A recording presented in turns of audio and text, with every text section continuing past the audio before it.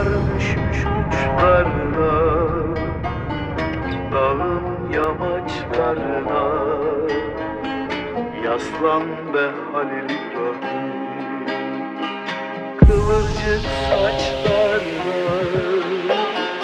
Kar düşmüş uçlarına, dağın yamaçlarına.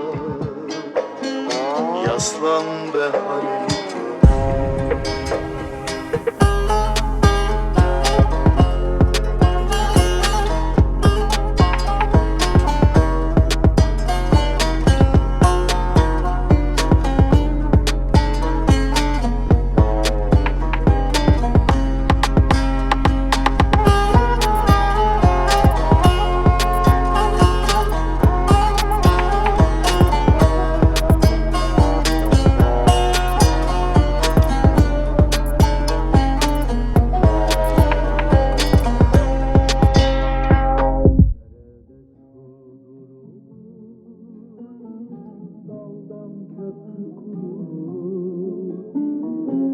Nerede su durur,